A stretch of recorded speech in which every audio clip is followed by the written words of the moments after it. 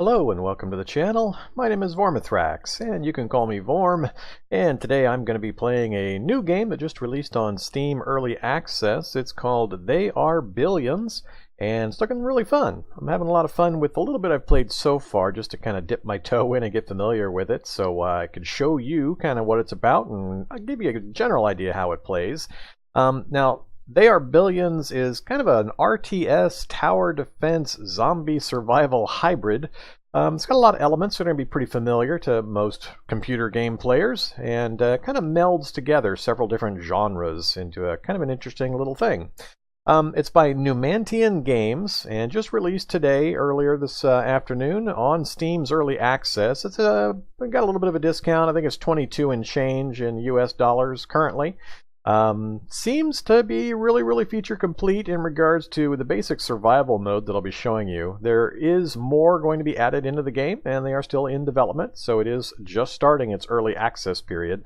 So things will change, and I'm not going to be very good at it. So if you're looking for advanced strategies and tips and so on the game, look elsewhere. This is very much going to be a Vorm learns how to play the game. And it's been a while since I've really played an RTS, so I played them quite a bit back in the day, and for me the day was Warcraft 1 and Command and Conquer and Dune. I mean, I go all the way back for RTSs, but I haven't played many of the more recent ones, so I do love base building type games and survival type games and so on, so this is kind of going to hark back for me into some gameplay style that I haven't done in a while, so I'm looking forward to it. As I mentioned, I've just kind of tinkered around with it, a few quick easy matches. Now, easy meaning I died horribly very quickly because I had no idea how to play the game, but I think I've got enough of a grip on it now that I can at least show you what the game's about and give you an idea of what the early part of the game looks like. I don't anticipate I'm going to last all that long, so we'll kind of see how things go. I do plan on continuing to play this, both uncanned episodes I'll put up on YouTube as well as live streaming via Twitch, so keep an eye on the channel and on my Discord for information on when I'm going to be playing it, and I hope we're going to have some fun. So let's give it a try. So, as you can see from the front menu here, the only real option we have other than changing some options and looking at the help screen is to go into New Survival Game. And let's just say Vormithrax. Just see Vormithrax 1. And we'll hit OK.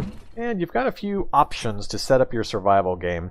So I know they're working on a campaign series for it, and it's going to have continuous, kind of like an overworld map completion thing. I don't know a lot about it yet, but we'll get into that a little bit later or in the future.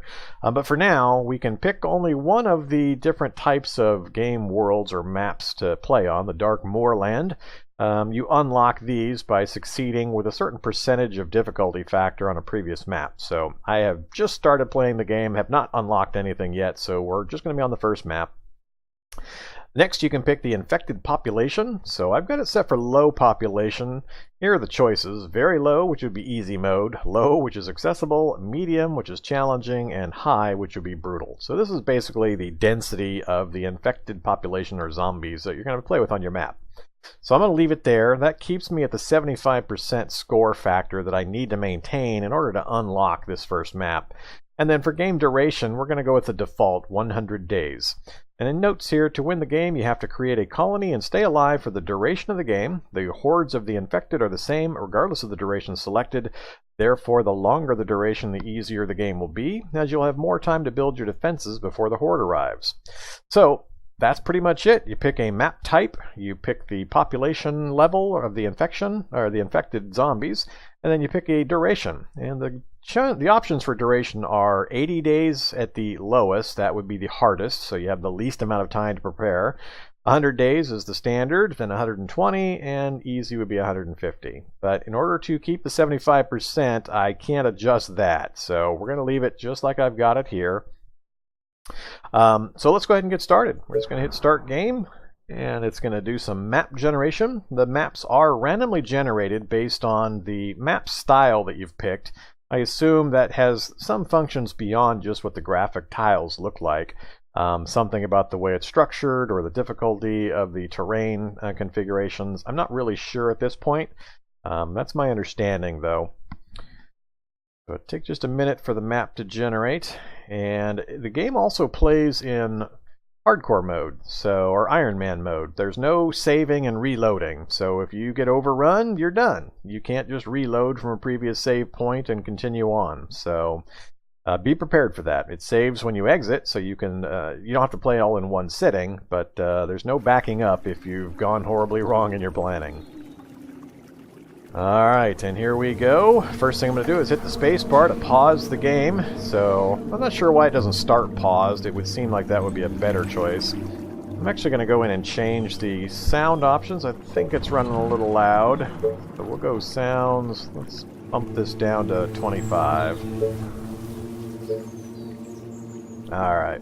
The first video I've done of this particular one, so you'll just have to let me know in the comments if the sound balance was off, and I'll check it in post before I get this produced as well and uploaded, but just let me know. Alright, so controls. Well, mouse wheel zooms in and zooms out. It's actually got a fairly good amount of zoom level. You can zoom in pretty close and pretty comfortably far out, so I'm pretty happy with that. I know a lot of games seem to have a pretty limited zoom range.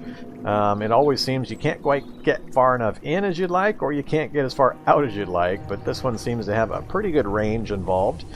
Generally, from what I've seen every time I've started, I've been in the middle of whatever map's been generated, and there are borders. You can only scroll to the left and right so far. It does not wrap around, so there are borders on each end of the map.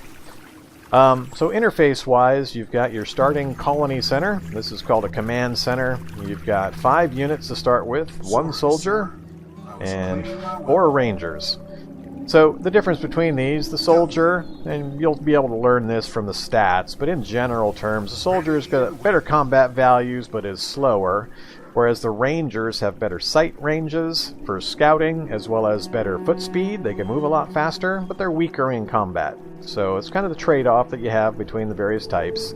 Now we've got the gameplay currently paused completely, so no time is advancing, and it's pausable real time. You can pause and unpause with the space bar anytime you like. So the goal of the game, as you stated or set up when you pick those world options, is to have your colony survive for the full 100 days. If you're still alive after 100 days, congratulations, you win. And whether you survive the full length of time or not, you're given a score at the end of the match, and obviously the higher the score, the better. So that percentage, the 75%, also acts as a score multiplier. So because I've got it on easier settings, I'm only going to get 75% of the victory points that would normally be applied. So it's a way of tracking your own progress in games. I think there's going to be ladders or challenge maps and modes and daily or weekly challenges, things like that to look forward to. Alright, so let's kind of look through some more of the interface. Now, anybody that's played classic RTS games is going to be pretty familiar with most of the interface elements. I mean, it lifts pretty heavily from all of the classic turn-based strategy games, from Warcraft and Starcraft, Age of Empires, and so on. So, 3D isometric style, top-down, and you've got a mini-map that you can drag around for quick checks or quick movement between locations. You can set up groups with the hotkeys, so I can make my warrior group number 1. I'm going to turn these 2 guys here into group number 2, and then these 2 guys into group number 3. And you can see here, group 1, 2, 3, and that's got 1 unit, 2 units, and 2 units. So now I can just use the hotkeys to switch between these quickly. I believe you can hotkey the command center as well. I don't usually, because it's got a button right here for it, or you can just press the enter key. You can also double tap to zoom right to that person. So that's all pretty standard, and you can see you can have up to 8 groups pre-saved, however you'd like. I'm not sure how to delete a group. So it notes, click here to select all elements of this group, right-click or press Ctrl+3 to set this group with all current selected elements, and that's how I set those up. There's no mention of how to delete a control group. So if I wanted to cancel or delete one of these to set up a different one, I don't know how. And I've been fiddling with the buttons and I just haven't figured it out yet. Sure hope that's in the interface or planned. It is still in development, so I know some of the interface and command elements are still being developed, but we'll see how things go. So then you've got this middle section here, which is information on whatever you got selected, whether it's the command center or a ranger or a soldier. They've got hit point values, a description of them, and then a bunch of statistics, and I'll roll through these quickly just for this first episode. They've got the armor value, which is subtracted from any damage, their movement speed in cells per second, the attack range, distance at which they may attack another unit, measured in cells as well, the attack damage, attack speed, their experience value, so as a unit fights in combat and kills zombies, they will gain experience until they level up and become a veteran unit. And from what I've seen so far, in the limited amount I've played, there's only one level up that you can get. I don't think they can go up more than that. Once they become a veteran unit, I think that's it. And for the soldiers at least, I noticed that it increased the attack damage from 15 to 24, I think it was, and then the attack speed went to 2.5. So pretty powerful, so it is obviously beneficial to keep your guys alive long enough for them to get enough experience to level up. Then we've got the watch range, which is how far around them they can detect and see enemy units. The workers needed to build this, so it takes one worker unit to build one of these. It takes one food unit also, and then 3 gold cost for maintenance. So everything in the game costs various things, and we'll get to those in just a second as well. If we click on the building, you can see there's different things that we can get information on. So this is the defense's life. What this means is, if you let zombies near your buildings, that's very, very bad. And it's especially bad for the smaller buildings. In this particular one, the defenses are, in all cases, what is happening is that each building has a certain amount of natural defense against the undead. Once the undead defeat that amount of damage, or inflict that amount of damage, they have breached the defenses, basically the building, and it converts into an infected building. All the colonists or workers that were in the building are basically infected, and they will all stream out of the building, and it starts a really nasty chain reaction situation that you really don't want to experience if you can avoid it. Especially your little housing units, little tents that you start the game with. They have very, very low hit point thresholds, so even a single zombie only takes a few seconds to knock one down and infect everybody inside, and then all of a sudden you've got, instead of one zombie, you've got 5 zombies. Then they knock down a couple of more buildings and you've got 15 zombies, and so on. It just gets really bad really fast, so you got to be really careful to especially protect those tent units early on, or the tent buildings. So the way the game's going to work is that we're going to use this command center and these buttons to basically build the different structures that we're going to try to expand our colony with. That includes things like the colonist buildings, which at the beginning is just going to be a tent unit. That's how we basically recruit new workers, like a house in any of the other RTS games you might have played. We've also got resource structures like the hunter cottage, which produces food, the fisherman cottage, which produces food as well, but has to be adjacent to a water source, the sawmill, which does pretty much what you'd expect. You put it next to some woods, and the sawmill will generate lumber or wood resources for you. We've got, I'm not going to go through all the buildings, we've got a quarry for the rock and iron, those kinds of resources. And that's all I have access to early on from that type. Then we've got energy buildings, Tesla towers, and mills. I'll get into those when we start playing. So a lot of this I'm going to explain as we kind of go along. I'm not going to cover every single building, but you kind of get the idea. So the idea is that we are going to try to expand our colony. We need to get access to larger and larger amounts of resources so we can research better units and buildings and technologies so that we can increase our defensive abilities. Because what's going to happen is as we start to uncover the map, there are roaming hordes of undead scattered around the map. They're generated as the map is generated, and your scout units will basically kind of activate them and start to antagonize them, and they'll slowly start wandering their way towards our colony. And you've got to be able to deal with those early on. There are also abandoned cities that have really dense populations, and I think there's some kind of mechanic involved where roaming hordes that are going to attack our colony every once in a while, if they go by one of these cities, they pick up a whole bunch of the zombies and they trail in with the horde. So here you can see a day counter and an hour counter. Now we've got to survive for 100 days, and as the days advance, there are going to be points in time where we get a big flashing message on the screen that says a horde is approaching, and it'll warn us what direction it's going to be approaching from in general terms, like from the south or from the north. And then when it gets within a certain distance, you'll start to see a big flashing skull indicator on your minimap showing you the progress of that horde. And they give you, I want to say, 8 hours, 12 hours of game time. I can't remember exactly how long it is, but they give you a pretty good amount of warning. So you've got to make sure you prepare your defenses, get your combat units in front of those, and don't let that horde actually breach your defenses and get into your main colony area, because, as I mentioned before, that's really, really bad. So that's going to happen. I haven't played it enough. I have not survived anywhere near to 100 days, so I don't know exactly the time frame or if it's randomized in some way. The longest game I had 2 different hordes come in and approach my colony, and the second one overran me, and that's the farthest I've made it. I want to say I was near day 20 on that playthrough. So you can see they're going to start coming pretty rapidly. So you've got to build enough economic buildings to support your infrastructure needs, push out your defensive structures and fortifications to try to hold off the wandering hordes of zombies, build soldier units and scout units, upgrade your technology levels. There's a lot going on. So I'm sure as I get more familiar with the game, I'll start to know and learn kind of the chains of interconnected buildings and resources and so on. So it'll get a lot more familiar.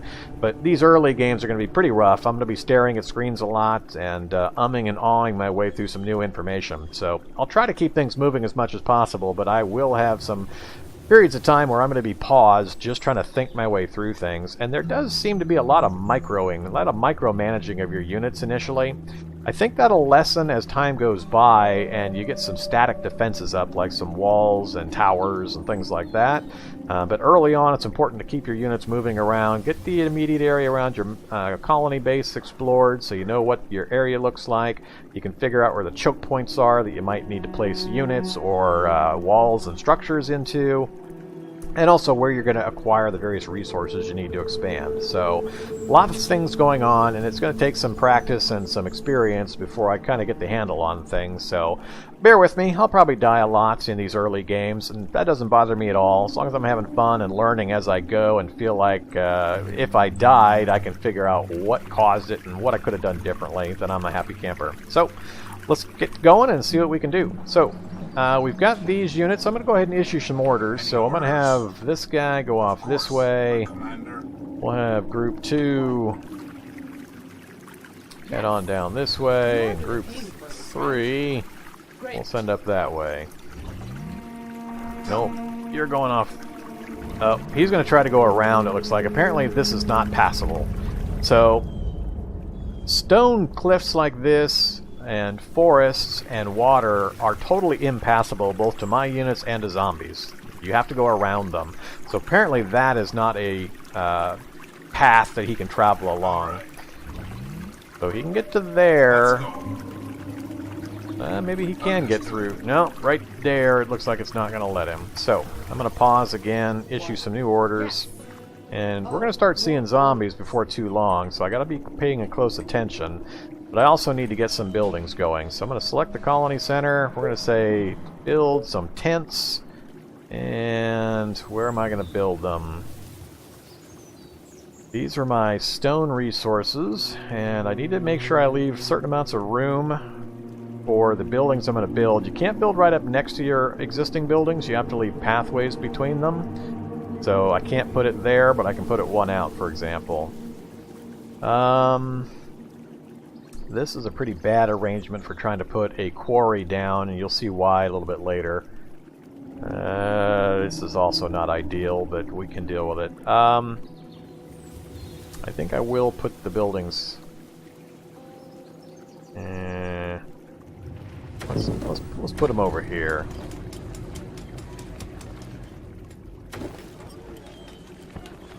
Alright, well I got enough resources for 3. We'll cancel that. So those have started building. One other thing I do need to mention. So these are just the hotkeys for moving into the various types of buildings. So colonist buildings, resource buildings, energy buildings, industry buildings, military buildings, and defense buildings. That's what I've got to start with. These are the information about what the command center is providing. So it's got 2,500 defensive life. It provides 200 gold income, plus 10 worker supply, 20 food supply. So basically you start with enough resources to get some basic buildings going, so you can get your infrastructure jump started. But that's going to disappear pretty quickly. Then over here you've got another section of resources. This tells you how many colonists you have in your building, or in your colony as a whole. Until these get finished, it's going to say 0. We've got 5 workers, which are all coming out of our colony center currently, but we'll get more once these tents finish. This is how much food production we're getting, how much energy production, and then these are our raw material stockpiles. We've got gold, wood, stone, iron, and oil. And there are caps on how much you can accumulate, so once this caps out, you can't get any more until you spend some. So you can either keep spending to try not to cap it out, or you can build warehouses which will expand those limits, so you can store more and more.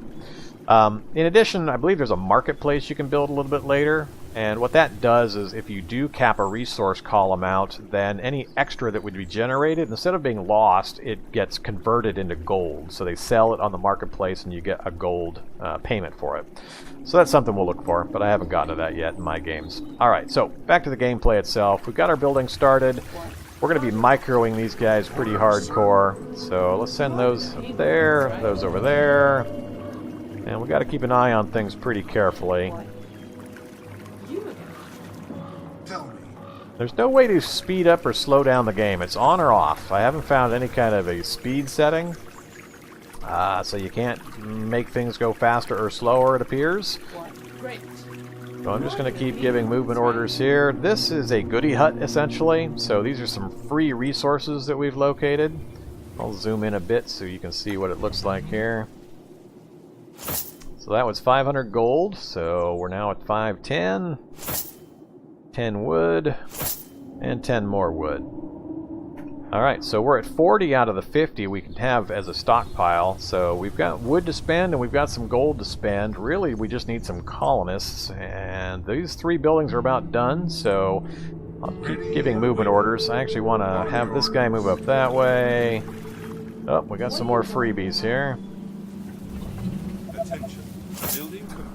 Alright, some more gold. I think this is iron.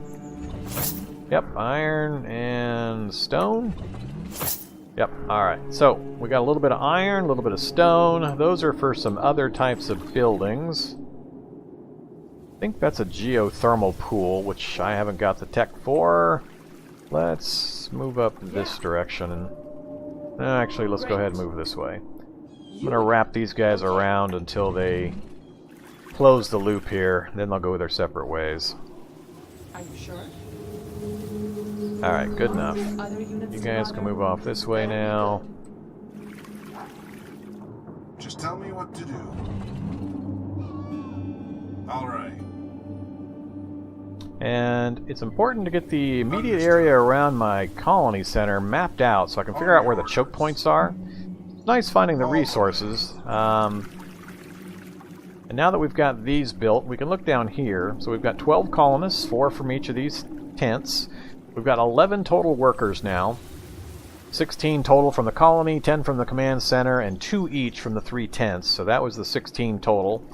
And we've got 11 available because 5 are currently working. So let's get some more buildings built.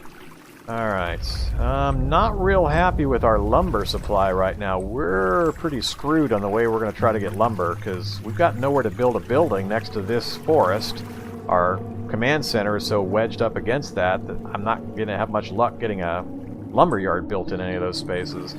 The next closest is way down here, and depending on how the mini-map turns out, that could be a bit problematic. So let's go that way. Oops, there's some zombies right there. I'll zoom in and show them to you here in just a second. I'm going to try to work my way around this way first.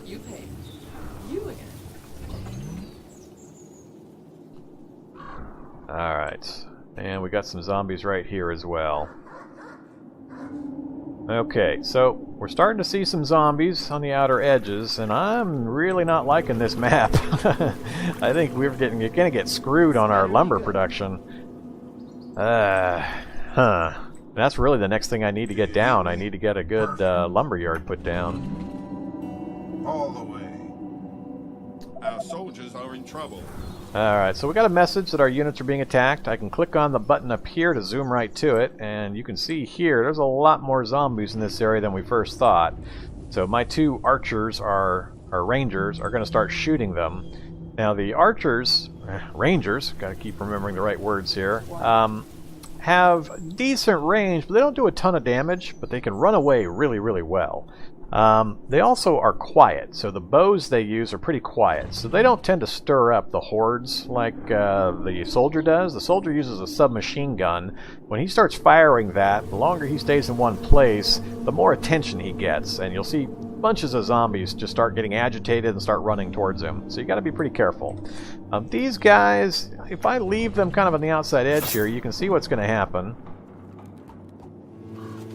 So it took both of them that entire distance just to kill one of these things. So if 2 or 3 of these guys start moving together towards them, they're going to be in trouble. So I don't want to leave them here. We're going to keep exploring for now. This better be These good. guys come south a bit just to get the map undone here. More zombies down that way. We're going to run away from those zombies. Alright, so that's a pretty big dead-end area I can't really use right now. I'm really not liking the looks of this map. Alright, you. Go ahead and grab that. That maxes out our wood until we spend some. Perfect. Come on south. We'll get the rest of this part of the section mapped out, and then we got a plan where we're going to drop some buildings. I know I should be dropping buildings a lot faster than this, but I'm still learning the game, so I'm not going to get too worked up about it. I have no expectation that this game is going to last all that long, so... Alright, more forests. Where'd my soldier go? Tell me. Great idea. He's kind of hard to see right along the same color as that background. Understood. Come on. Alright, so we got that section figured out. Let's go. What's up? Any infected around? Ready and waiting. You again. Alright, so they're fighting some more zombies over here. Small amount so far. It is possible to whittle down these large accumulations of zombies. Come on. And it's important to do that over time. Ooh, there's a city. Humans! That's not good. We're going to go away from there. All the way. That will be easy. Alright, I'm going to come back, have these groups join up, and then they'll both take Orders, out sir. that guy. Alright, so we got a fallen city over here. That's going to be an issue. Alright, what are we going to do with our building supplies? This is a really rotten map for us. Terrible placement for us to try to get lumber. See what I mean? If I go to try to build a resource building, a sawmill, I've got to have a 2x2 square to place it. And when you're placing these resource buildings, you try to position them so that the... When I put this in the water, the 4 dots in the middle, the orange dots, are where the building itself is going to go. And then the green area, 3 spaces out in every direction from the center section, represents the catchment area.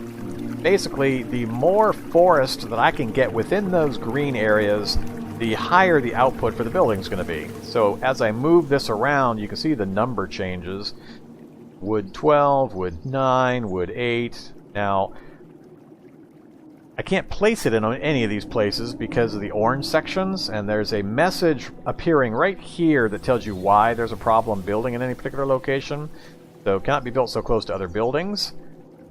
I can't put it here because I have to put it next to the woods. I can't put it here because that square right there is part of the water or the cliff. So the orange represents a place that it won't go for whatever reason. I can't put it over here because we don't have energy access leading out that far. That's a different conversation. So, like I said, we've got a big problem. I can't place lumber anywhere next to this thing. And it's going to take me quite a while to get down to that lumber.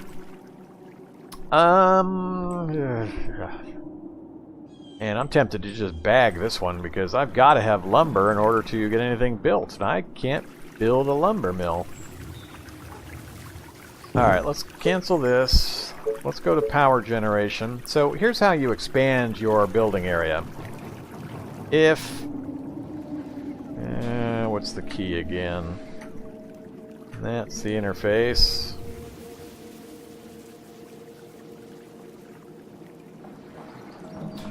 Alright, we'll do it this way. So when I press the to tell it to build a Tesla tower, this is how you expand your buildable area. If you see the little squares here, the lightened square area kind of goes around right here. That is where the power is currently reaching due to the power transmission capacity of my command center. It can send power out this far, basically. Now, in order to build buildings further away from your command center, you build these Tesla towers. They're kind of like relays for your power. And you can see when I put a Tesla tower here, it expands this area, lights up, showing you what the new area I'll be able to build into is. So, if I put a Tesla tower here, for example, it expands out this area, and then I can build buildings out that way. I can't build all the way down here. I'd have to build here, then here, then here, in order to get the power generation all the way down this way. So it's kind of like stringing power lines. Again, this map really sucks. How to do this? I think I'll just do this. I'm going to go ahead and tell it to build that right there. I'm not going to build anything else for the moment until that's done. We'll just keep moving our units around. We don't want to go up that way. Yeah, this map is bad. Our access to resources is pretty bad. We don't have very many bottlenecks between us and population centers of zombies. You can see how much faster these rangers are compared to the warrior, or the soldier.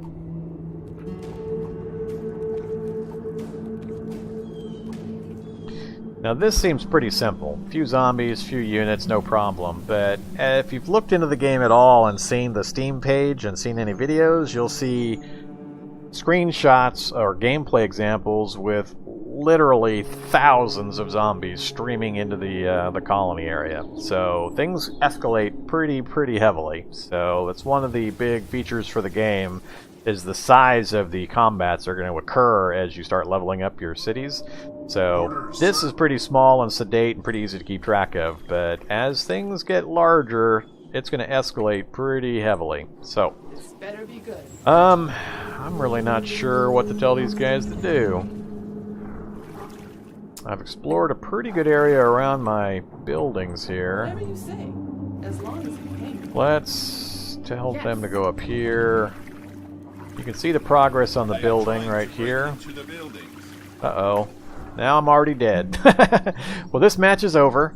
I didn't see zombies coming down from the north. They've already gotten to my first building here. This is going to go down momentarily, and out will pop 4 new zombies as they convert my citizens, which is then going to get these and these. And we'll just stand here and watch. There's absolutely nothing I can do about this. Looks like it's 2 per. Alright, all 3 of my houses are now down, and they're going to start whacking on the command center. And I'm just going to let this happen. I'm not even going to try to stop this. I could send all my units back here, but I don't care at this point. I didn't like this map anyway. And this is enough of an introduction for this first scenario, or for this first episode. You can see here the yellow line decreasing. The yellow portion of the bar indicates the defensive strength of the building. Once they completely eliminate that yellow part of the bar, the game is over. So if they ever deplete the yellow bar on your command center, you're done. The game finished. The other buildings, like these, only had 60 health total. This has 5,000 health, so that's why this takes a lot longer. But even just these 8 or so zombies is knocking this thing down within a minute. So you get an idea really quickly of just how bad things can get. And you got to really be watching and paying attention for things like this. Alright. There's our first loss on camera. And we got a final score of 20. So game stats, 12 max pop, 32 infected killed, soldiers died 0, colonists infected 6, and a 75% score factor gives us a final score of 20. Alright, back to the main menu. And basically we get to try again. So every map is randomized, so based on the settings that you pick and based on the map tile set, I only have access to that one. So that's kind of the very, very beginning intro to the game. Didn't get much combat done, and I wasn't really happy with that map anyway, so I wasn't too excited about trying to play that one out. But you got to really be careful. Set your guys on patrols. Make sure you're checking all the various directions where these zombies can slowly shamble towards you. I was preoccupied with running my guys down south and totally forgot to have anybody run up north to verify that no zombies were coming in. And even a single scout up north could have seen those guys slowly approaching and would have been able to stop that group. So it's important to get your initial scouting done, then spread your guys out. Put them at different positions around your colony. Put them on patrol paths. They can move back and forth between 2 points and kill anything that shows up in their sight range. And that's usually a good way of protecting your early colony while you get some of the infrastructure built and so on. So you'll see some of that next episode. I was doing too much explaining this time to really pay attention to the colony, unfortunately.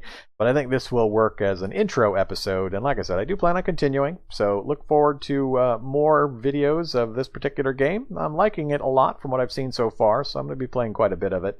And I'll get better as time goes by, and things will get more interesting. So thanks for watching. I do appreciate it, and have a great day. Bye-bye.